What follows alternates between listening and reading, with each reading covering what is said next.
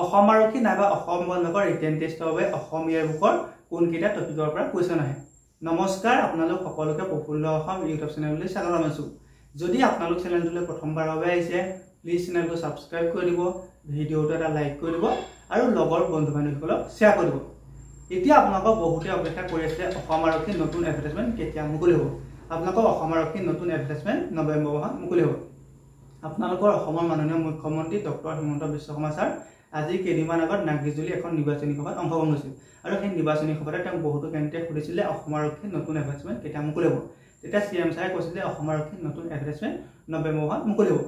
এতিয়া আপোনালোকৰ বহুতো ল'ৰা ছোৱালীয়ে অসম আৰক্ষী নাইবা অসম বন বিভাগৰ নতুন এডভাৰটাইজমেণ্টৰ অপেক্ষা কৰি আছে আৰু তেওঁলোকে ভালদৰে যিটো ফিজিকেল টেষ্ট হওক বা ৰিটেন টেষ্টৰ বাবে সাজু হৈ আছে।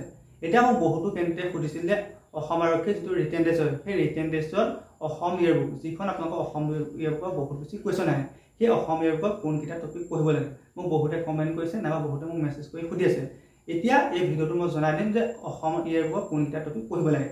এতিয়া আপোনালোকৰ অসম আৰক্ষী নাইবা অসম বন বিভাগৰ যিটো পৰীক্ষা হয় তাত আপোনালোকৰ মেইনলি GK পাৰ্টটোৰ পৰা আপোনাৰ বেছি কুৱেশ্যন আহে। আপোনালোকৰ GK পৰা মিনিমাম আপোনাৰ 40ৰ পৰা আপোনালোকৰ 60-65টা GK কুৱেশ্যন আহে। এতিয়া আপোনালোকৰ অসম ইয়েৰবুকৰ কোনকেইটা টপিকৰ পৰা সেই GK কুৱেশ্যনকেইটা আহে আপোনালোকৰ বহুতো কেন্দ্ৰীয় মোক সুধি আছে।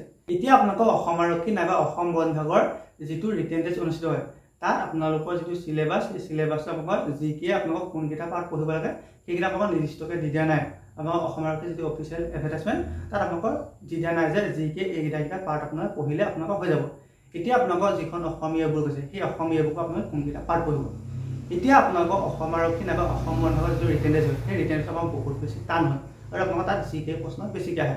এতিয়া আপোনালোকৰ যিসকলে অসম ইয়েৰবুকৰ কোনকেইটা টপিক পঢ়িম বুলি ভাবিছে সেইসকলে বহুত বেছি ভুল ভাবিছে।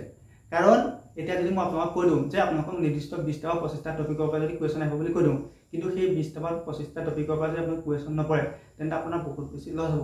গতিকে আপোনালোকক অসম ইয়েৰবুকখন আপুনি সম্পূৰ্ণ পঢ়িব লাগিব। আপুনি অসম ইয়েৰবুকখন প্ৰথমৰ পৰা শেষলৈ পঢ়িব লাগিব আৰু আপুনি যেতিয়া পঢ়ি যাব তেতিয়া এখন ডাঙৰ বহি লৈ যাব লাগিব আৰু তাত আপুনি যিকেইটা মেইন টপিক পাব সেই টপিককেইটা লিখি যাব লাগিব। এতিয়া আপোনালোকক বুজিবৰ কাৰণে মই এটা উদাহৰণ দিওঁ। ধৰি লওক আপোনালোকৰ মই কৈ দিলোঁ যে আপুনি কাজিৰঙা ৰাষ্ট্ৰীয় উদ্যানৰ মাটিকালিটো চাই যাওক, কিন্তু আপোনালোকৰ পৰীক্ষাত কাজিৰঙা ৰাষ্ট্ৰীয় উদ্যান আহিলে মানাহ ৰাষ্ট্ৰীয় উদ্যানৰ মাটিকালি আহিলে, তেতিয়া আপোনাৰ কি হ'ব? গতিকে আপুনি কাজিৰঙাও চাব লাগিব, মানাহও চাব লাগিব, ওৰাঙো চাব লাগিব, ডিব্ৰুচৈখোৱা চাব লাগিব, আপুনি আটাইখিনি চাব লাগিব। গতিকে আপুনি এইটো ভুল কেতিয়াও নকৰিব বা আপুনি কাৰোবাক নুসুধিব যে অসম ইয়েৰবুকৰ কোনকেইটা টপিকৰ পৰা কুৱেশ্যন আহিব। আপোনালোকৰ অসম ইয়েৰবুকখনৰ বিভিন্ন টপিকৰ পৰা কুৱেশ্যন আহিব। গতিকে আপুনি অসম ইয়েৰবুকখন প্ৰথমৰ পৰা শেষলৈ গোটেইখন পঢ়িব লাগিব। অসম ইয়েৰবুকৰ এইটো টপিকে পঢ়িব লাগে বা এইটো টপিকে পঢ়িব নালাগে বুলি আপোনাক কোনো ক'ব নোৱাৰে।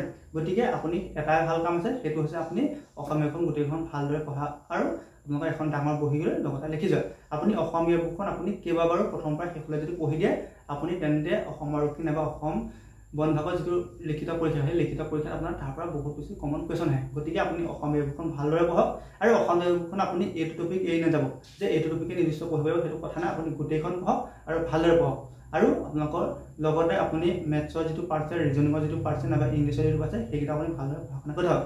কাৰণ আপোনালোকৰ GK কমন পেলোৱা বহুত টান, কিন্তু আপোনালোকৰ মেথছৰ নাইবা ৰিজনিং আপোনালোকে সেই দুটা পাৰ্টৰ পৰা আপোনালোকে নম্বৰ থ'লে বহুত ভাল। কিয়নো আপোনালোকৰ মেথছৰ যেতিয়া আপোনাৰ নিয়মটো জানে তেন্তে আপোনাৰ এডলিষ্ট নম্বৰ আপোনাৰ বেলেগ এটা আপুনি উলিয়াব পাৰিব বা ৰিজনিঙত যদি আপুনি ভালদৰে শিকি যায় তেন্তে ৰিজনিং আপোনালোকৰ কমন নপৰিলেও আপুনি ধুনীয়াকৈ ৰিজনিংটা কৰিব পাৰিব। গতিকে আপুনি মেথছ আৰু ৰিজনিংটো বেছি গুৰুত্ব দিয়ক আৰু আপোনালোকে লগতে ইংলিছৰ পাৰ্টটো ভালদৰে গুৰুত্ব দিয়ক, তেতিয়া আপোনাৰ বহুত বেছি লাভ হ'ব।